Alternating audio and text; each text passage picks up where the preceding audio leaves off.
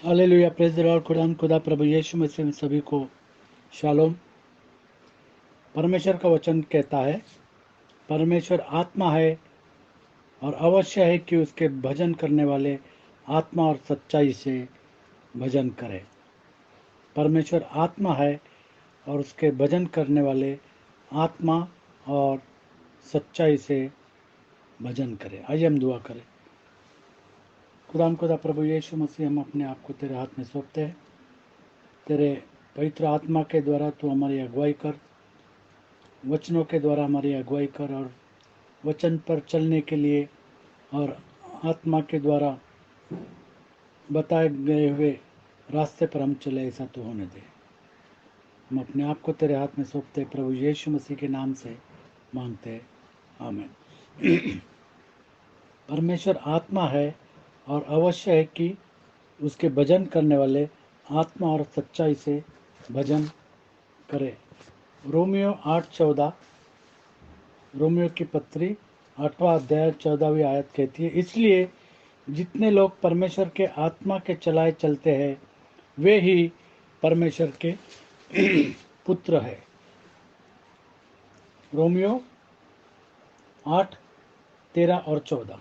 क्योंकि यदि तुम शरीर के अनुसार दिन काटोगे तो मरोगे, यदि आत्मा से देह की क्रियाओं को मारोगे तो जीवित रहोगे।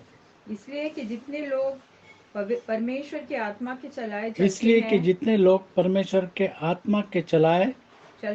चलते हैं वे ही परमेश्वर के पुत्र हैं। वे ही परमेश्वर के पुत्र है।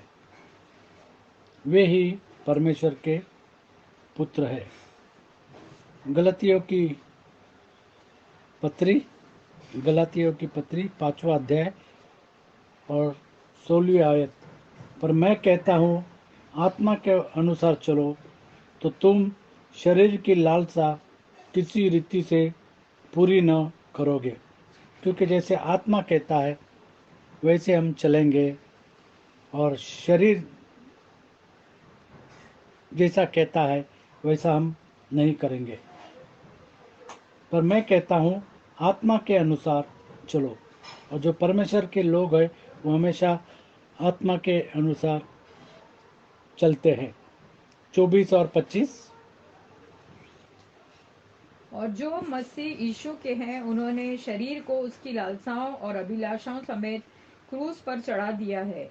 यदि हम आत्मा के द्वारा जीवित हैं यदि हम आत्मा के द्वारा जीवित है तो आत्मा के अनुसार चले भी। तो आत्मा के अनुसार चले भी। यदि हम आत्मा के द्वारा जीवित है तो आत्मा के अनुसार चले भी। जैसे हम जानते हैं कि पहले के दिनों में नबी जो है परमेश्वर के आत्मा के चलाए चलते थे। अगर हम देखेंगे पहला राजा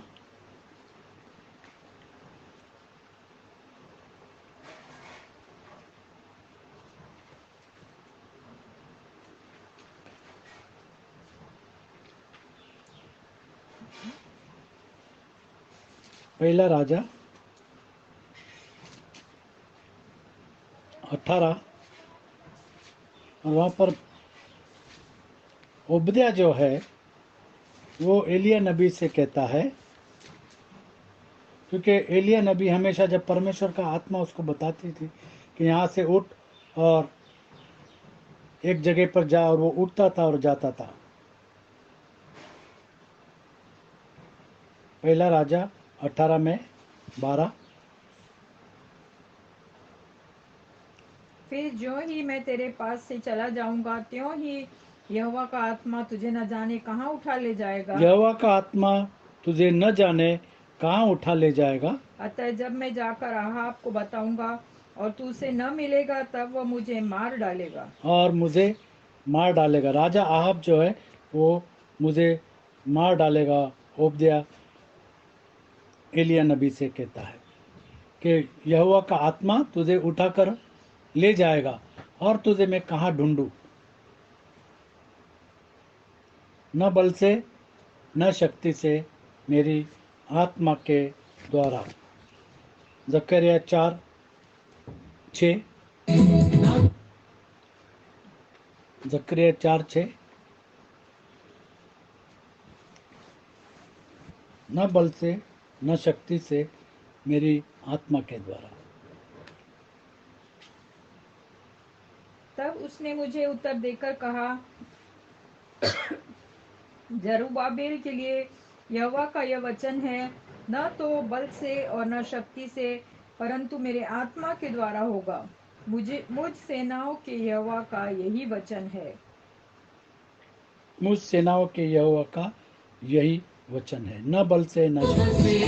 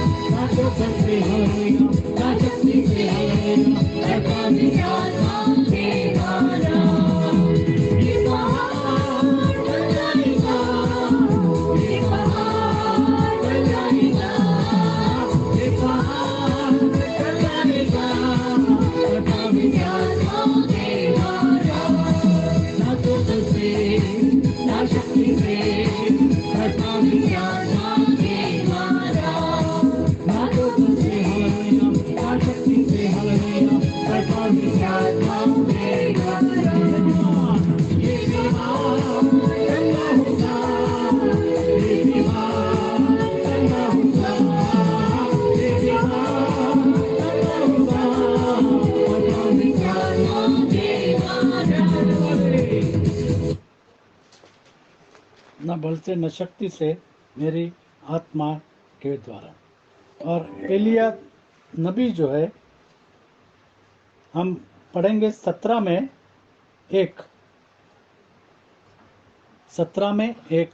पहला राजा 17:1, और फिर पढ़ेंगे पहला राजा 17 और पहला राजा 18:1-16। तिशबे एलिया जो गिलाद के परदेशियों में से था, उसने अहाब से कहा, इस्राएल का परमेश्वर यहोवा जिसके सन्मुख में उपस्थित रहता हूँ, उसके जीवन की शपथ, इन वर्षों में मेरे बिना कहे न तो मेंह बरसेगा और न ओस पड़ेगी। न मेंह बरसेगा और न ओस पड़ेगी, और वहाँ पर अकाल होगा, और 3.5 वर्ष वहाँ पर बारिश नहीं गिरी। और फिर हम पढ़ेंगे 18:1-16 तक। बहुत दिनों के बाद तीसरे वर्ष में यहोवा का यह वचन एलिया के पास पहुंचा, जाकर अपने आप को अहाब को दिखा, और मैं भूमि पर मेंह बरसा दूंगा। और एलिया के कहने के अनुसार 3.5 साल में न बरसा। परमेश्वर ने कहा कि अब जा करके आपको मिल, और मैं बरसाऊंगा। तब एलिया अपने आप को अहाब को दिखाने गया। उस समय शोम्रोन में अकाल भारी था। अहाब ने ओबद्याह को, जो उसके घराने का और यहाँ पर हमने दीवान देखा था, कि जिस तरीके से एलिया ने कहा था, उसी तरीके से वहाँ पर अकाल 3.5 साल तक अकाल पड़ा, क्योंकि वहाँ पर बारिश नहीं हुई। और इसलिए अहाब ने ओबद्याह को, जो उसके घराने का दीवान था, दीवान था। ओबद्याह यहाँ पर अहाब का दीवान है, उसको बुलवाया। ओबद्याह तो यहोवा का भय यहाँ तक मानता था कि जब इज़बेल यहोवा और हम के यहाँ पर देखते कि ओबद्याह जो है वो परमेश्वर का भय मानता था। जब इज़बेल यहोवा के नबियों को नष्ट करती थी, तब ओबद्याह ने 100 नबियों को लेकर 50-50 करके गुफाओं में छिपा रखा। और ओबद्याह ने 50-50 करके 100 परमेश्वर के नबियों को छुपा के रखा। हम जानते कि अगर ये बात इज़बेल को मालूम पड़ती तो वो ओबद्याह को वहीं पर ख़त्म कर देती, लेकिन इतनी बड़ी रिस्क उसने ले करके परमेश्वर के नबियों को बचाया और अन्न जल देकर और उनका पालन पोषण करता रहा। अन्न जल देकर ओबद्याह जो है उनका पालन पोषण करता रहा। और अहाब ने ओबद्याह से कहा, देख, मैं जल मैं जल के सब सोतों और सब नदियों के पास जा देश में जल के सब सोतों और सब नदियों के पास जा, कदाचित इतनी घास मिले कि हम घोड़ों और खच्चरों को जीवित बचा सकें। और यहाँ पर हम देख रहे कि अकाल इतना बड़ा है कि घास भी नहीं उग रहा है। और यहाँ पर राजा कहता है कि जाकर देखो कहीं घास हो तो हमारे घोड़ों और खच्चरों को जीवित बचाने के लिए उस घास को ले आओ और घोड़ों को और खच्चरों को खिला दो। खच्चरों को जीवित बचा सके और हमारे सब पशु न मर जाएं।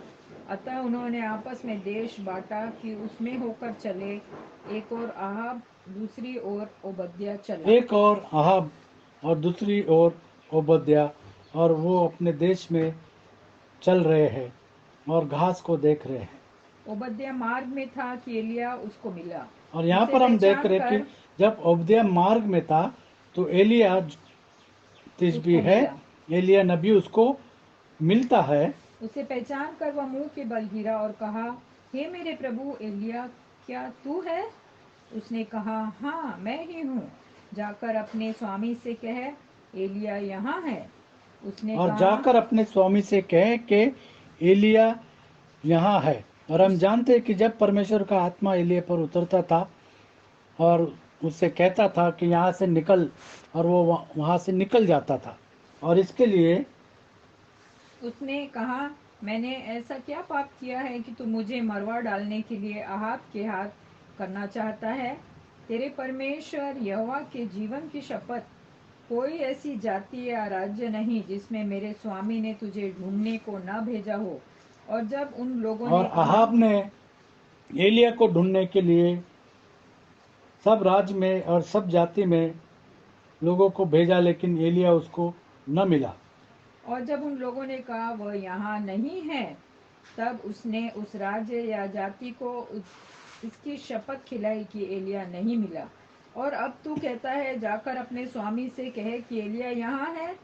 फिर जो ही मैं तेरे पास से चला फिर जाऊंगा, जो ही मैं तेरे पास से चला जाऊंगा, क्यों ही परमेश्वर का आत्मा तुझे न जाने कहाँ उठा ले जाएगा। कहाँ उठा ले जाएगा। अतः जब मैं जाकर अहाब को बताऊंगा कि तू उसे न मिलेगा, तब वह और मुझे अगर आप मेरे साथ में आता है और हम इस जगह में आएंगे और तू अगर न मिला, तब वह मुझे मार डालेगा। परंतु मैं तेरा दास अपने लड़कपन से यहोवा का भय मानता और आया हूँ। ओबद्याह कहता है कि मैं यहोवा का भय मानता आया हूँ। क्या मेरे प्रभु को यह नहीं बताया गया कि जब इजबेल यहोवा के नबियों को घात करती थी, तब मैंने क्या किया कि यहोवा के नबियों में से 100 लेकर 50-50 करके गुफाओं में छिपा रखा और उन्हें अन्न जल देकर पालता रहा। फिर अब तू कहता है, जाकर अपने स्वामी से कहे कि एलिया मिला है, तब वह मुझे घात करेगा। और ओबद्याह कहता है कि राजा जो है वो मेरा घात कर देगा अगर तू नहीं मिला, क्योंकि परमेश्वर का आत्मा तुझे कहेगा कि उठ और निकल जा, तो तू निकल जाएगा। एलिया ने कहा, सेनाओं का यहोवा जिसके सामने मैं रहता हूँ, उसके जीवन की शपथ, आज मैं अपने आज आप मैं को अपने आप को उसे उसे दिखाऊंगा। दिखाऊंगा। आज मैं अपने आप को अहाब को दिखाऊंगा, एलिया ने कहा। तब ओबद्याह अहाब से मिलने गया और उसको बता दिया। अतः अहाब एलिया से मिलने चला।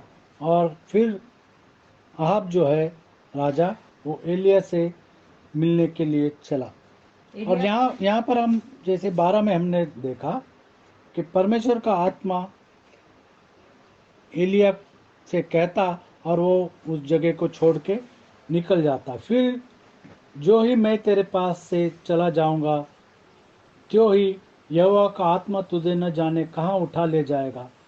सो जब मैं आकर अहाब को बताऊं और तू उससे न मिले, तब वह मुझे मार डालेगा। परंतु मैं तेरा दास अपने लड़कपन से यहोवा का भय मानता आया हूँ। और ओबद्याह यहोवा का भय मानता आया है। हम देखते हैं जैसे वचन में लिखा है कि जो 8 में 14, रोमियो 8 में 14 हमने पढ़ा, तो जो परमेश्वर के पुत्र है वे परमेश्वर के आत्मा के चलाए चलते हैं। जो परमेश्वर के आत्मा के चलाए चलते हैं वे ही परमेश्वर के पुत्र है। रोमियो 8:14। रोमियो 8:14। इसलिए जरूरत है कि हम परमेश्वर के आत्मा के द्वारा चलाए चलना है। इसलिए कि जितने लोग परमेश्वर के आत्मा के चलाए चलते हैं वे ही परमेश्वर के पुत्र हैं। और एलिया परमेश्वर का पुत्र था, इसके लिए वो परमेश्वर के आत्मा के चलाए चलता था और वो किसी के ऊपर निर्भर नहीं था, केवल परमेश्वर के आत्मा के ऊपर। और जैसे आत्मा उसको बताती थी वो चले जाता था। जैसे उसको कहा गया अब यहाँ पर अकाल है और तू जा और कौवे तुझे खिलाएंगी, और वो वहाँ से निकल गया। हमेशा परमेश्वर के आत्मा के द्वारा बताए हुए वो चलता था। प्रेरितों के काम 2:17। अब दिन आते हैं कि परमेश्वर का आत्मा परमेश्वर उंडेल देगा सभी के ऊपर। यहोवा कहता है कि अंत के दिनों में ऐसा होगा कि मैं अपना आत्मा सब मनुष्यों पर उंडेलूंगा सब मनुष्य पर उंडेलूंगा और तुम्हारे बेटे और तुम्हारी बेटियां भविष्यवाणी करेंगी और तुम्हारे जवान दर्शन देखेंगे और तुम्हारे पुरनिये स्वप्न देखेंगे। वरन मैं अपने दासों और अपनी दासियों पर भी उन दिनों में अपने आत्मा में से उंडोलूंगा और वे भविष्यवाणी करेंगे। योएल की किताब 2 अध्याय 28-32। 28-32। योएल 2:28-32।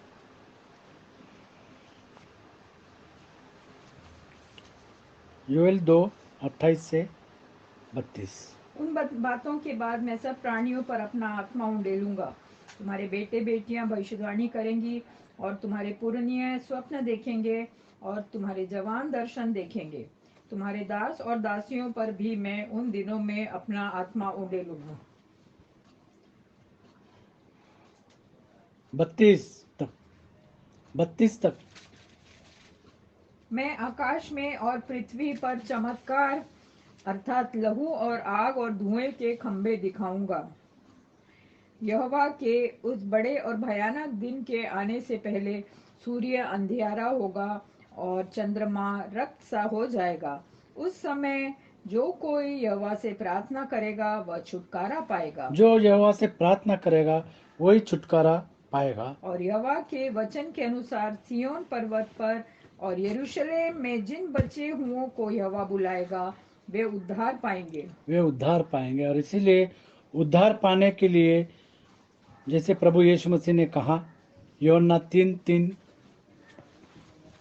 निकोदेमुस से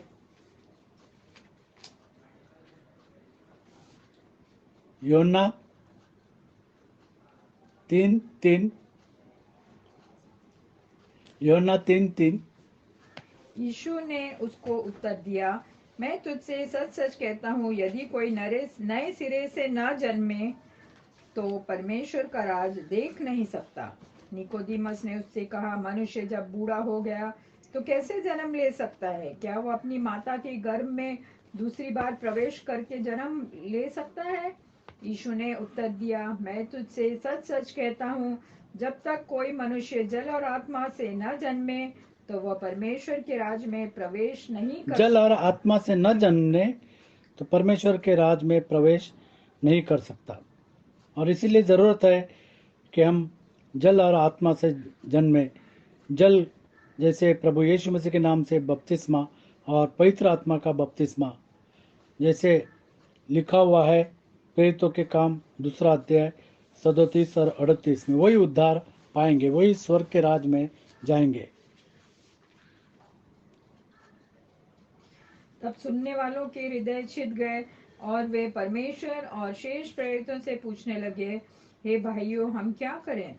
पतरस ने उनसे कहा, मन फिराओ और तुम में से हर एक अपने अपने पापों की क्षमा के लिए यीशु मसीह के नाम से बपतिस्मा ले तो तुम पवित्र आत्मा का दान पाओगे। पवित्र आत्मा का दान पाना बड़ा ज़रूरी है। पवित्र आत्मा का बपतिस्मा मिलना बहुत ज़रूरी है। फिलिपियो 3:3। फिलिपियों की पत्री 3 अध्याय और 3 आयत। क्योंकि खतना वाले तो हम ही हैं जो परमेश्वर की आत्मा की अगुवाई से उपासना करते हैं और परमेश्वर के आत्मा की अगुवाई से उपासना करते हैं, मसीह यीशु पर घमंड करते हैं और शरीर पर भरोसा नहीं रखते। और प्रभु यीशु मसीह पर घमंड करते हैं और शरीर पर भरोसा नहीं करते। हम शरीर के चलाए नहीं चलते पर आत्मा के चलाए चलते हैं। रोमियो 15:19।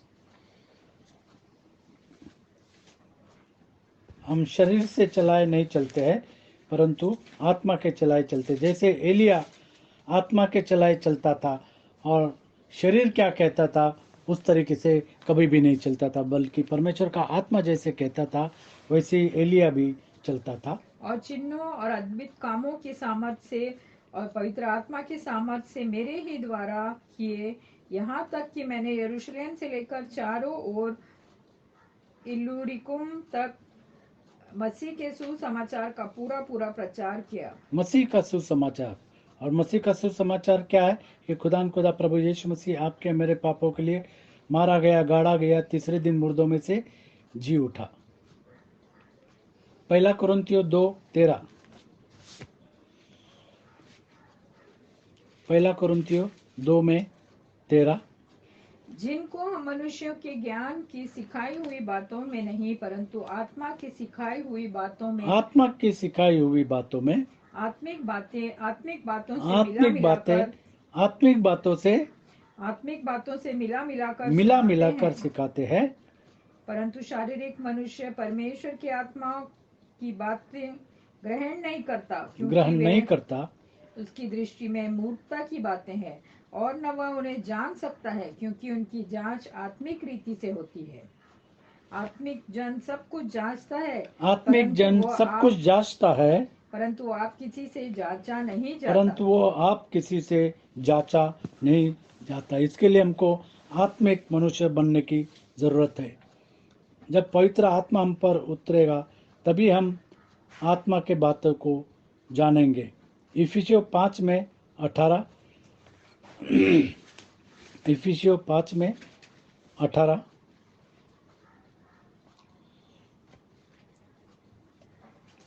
इफिसियों 5:18। दाखरस से मतवाले न बनो, क्योंकि इससे लुचपन होता है, पर आत्मा से परिपूर्ण होते जाओ। आत्मा से परिपूर्ण हो जाए। जब परमेश्वर का आत्मा हम में वास करेगा तभी हम परमेश्वर का काम कर सकते। जैसे एलिया नबी परमेश्वर के आत्मा के द्वारा बताए हुए मार्ग पर चलता था। 1 थिस्सलुनीय 5:19। जब पवित्र आत्मा आप पर उतरेगा तो पवित्र आत्मा के आग को बुझने न देना।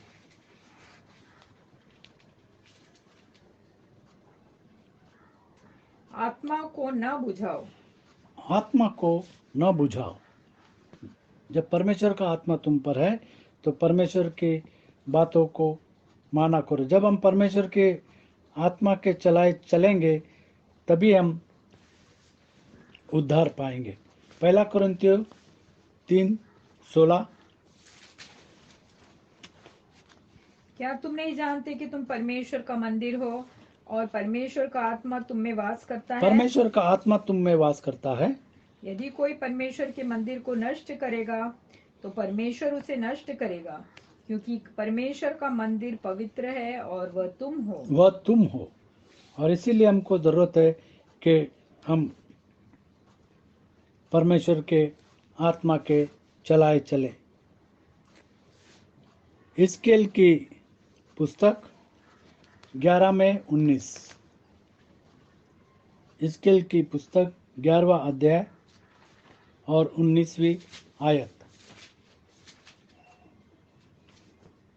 मैं उनका हृदय एक कर दूंगा परमेश्वर का वचन कहता है कि मैं उनका हृदय एक कर दूंगा और उनके भीतर नई आत्मा उत्पन्न और करूंगा उनके भीतर नई आत्मा उत्पन्न करूंगा और उनकी देह में से पत्थर का सा हृदय निकाल कर उन्हें मांस का हृदय दूंगा।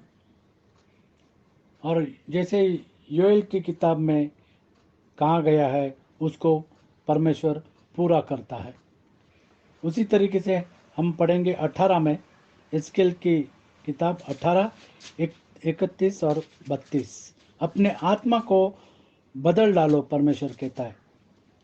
अपने सब अपराध को जो तूने किए अपने हैं सब दूर करो, अपराध को जो तूने किए हैं दूर करो। दूर करो। और वो कैसे दूर कर सकते? पश्चाताप के द्वारा। अपना मन, इसीलिए वचन में लिखा है कि पश्चाताप करो और अपना हाँ, अपना मन और अपनी आत्मा बदल डालो। अपना मन और अपनी आत्मा बदल डालो। अब शरीर के लालसा के अंदर न जाना, बल्कि परमेश्वर के आत्मा के चलाए चलना है।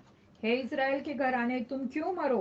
क्योंकि प्रभु यहोवा की यह वाणी है, जो मरे उसके मरने से मैं प्रसन्न नहीं होता। इसलिए पश्चाताप करो, तभी तुम इसीलिए जीवित रहोगे। पश्चाताप करो, परमेश्वर कहता है रिपेंट, पश्चाताप करो, तभी तुम जीवित रहोगे। तभी तुम जीवित रहोगे।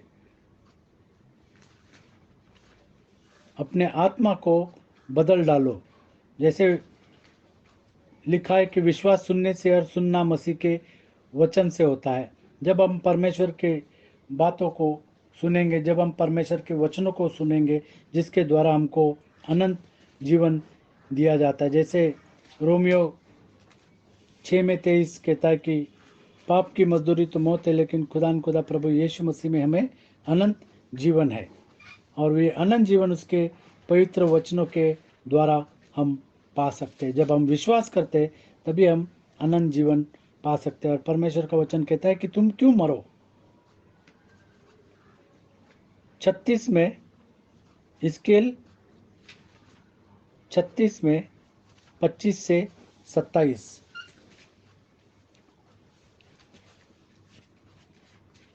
25 से 27, 36वां अध्याय और 25 से 27। मैं तुम पर शुद्ध जल छिड़कूंगा और तुम शुद्ध हो जाओगे। शुद्ध जल छिड़कूंगा और तुम शुद्ध हो और जाओगे। तुम शुद्ध हो जाओगे। हम कैसे शुद्ध होंगे?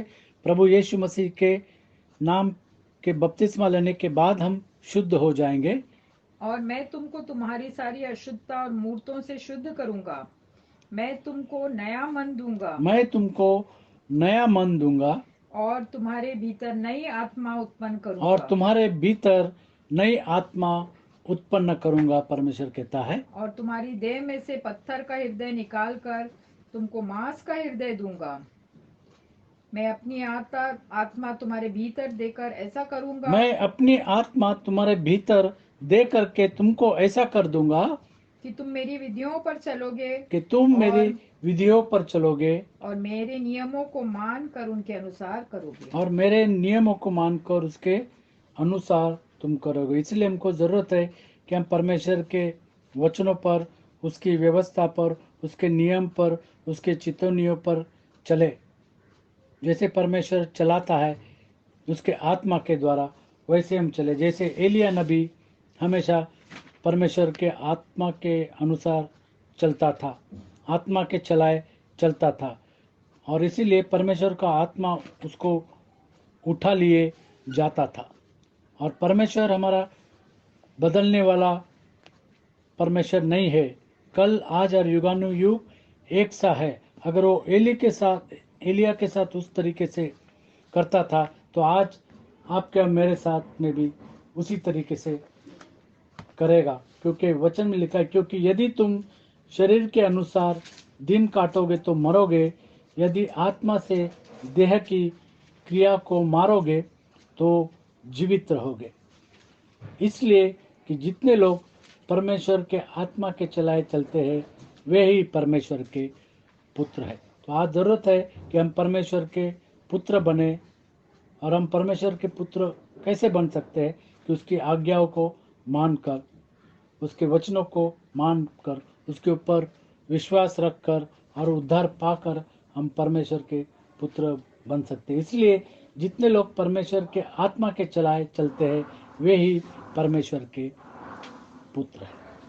रीना से कहूँगा कि हालेलुया। धन्यवाद धन्यवाद प्यारे प्रभु जी, फिर से तेरे सन्मुख आते हैं, सारी आशीषों के लिए धन्यवाद देते हैं प्यारे प्रभु जी। अपने वचन सुनते, तू बार बार बोलता है, हमसे बातचीत करता है, तू नहीं चाहता हम में से कोई भी नाश हो जाए प्यारे प्रभु जी। अपनी नज़दीकी में हमको बढ़ा और उन्होंने देखे हम तेरे आत्मा के अनुसार चलने वाले हो सके। उसके वचन में लिखा, जितने तेरी आत्मा के अनुसार चलते हैं वे परमेश्वर के पुत्र और पुत्रियां हम में से हर एक के साथ हो। हमको अपने पाप खून से धो, शुद्ध और पवित्र कर, अपनी नजदीकी में बढ़ा, अंत तक वफादार बना। हाँ प्यारे प्रभु जी, तूने कहा है कि जो अंत तक वफादार रहेगा उसी को मैं सोने का मुकुट दूंगा, वही उद्धार पाएगा। हाँ प्यारे प्रभु जी, उन्हें देखिए हम बिल्कुल न डगमगाए, न अपनी आंखें कहीं और लगाए, लेकिन अपनी आंखें तेरी ओर लगाते हुए, तुझको ताकते हुए उस अपनी दौड़ को विश्वास योग्यता के साथ पूरी करें, ताकि हम उस मुकुट को प्राप्त कर सके जो तूने हमारे लिए रखा है। हर एक भाई बहन के साथ हो, उनको तू अपने आशीषों से भरपूर करो, और जितने भी पासबान इस ग्रुप में है प्यारे प्रभु जी, हर एक को आशीष और बरकत दे, क्योंकि वे पूरी सच्चाई के साथ तेरे वचन का प्रचार करते हैं और नहीं चाहते कि कोई भी नाश हो जाए। हर एक को तू आशीषित कर और होने दे कि कोई भी अपना प्रतिफल न खोने पाए। हम सभी को तेरे हाथ में सौंपते हैं, पवित्र खून में छुपाते हुए, सारी आशीषों के लिए फिर से तेरा धन्यवाद करते हुए, छोटी सी विनती को यीशु मसीह के महान पवित्र उद्धार देने वाले, चंगा करने वाले नाम में मांगती हूँ, सुन और कबूल कर। आमीन। आमीन। एक ही देह है और एक ही आत्मा, जैसे तुम्हें जो बुलाए गए थे अपने बुलाए जाने से एक ही आशा है, एक ही प्रभु है, एक ही विश्वास, एक ही बपतिस्मा प्रभु यीशु मसीह के नाम का, और सबका एक ही परमेश्वर और पिता है, जो सबके ऊपर और सबके मध्य में और सब में है। खुदा आपको आशीषित करे।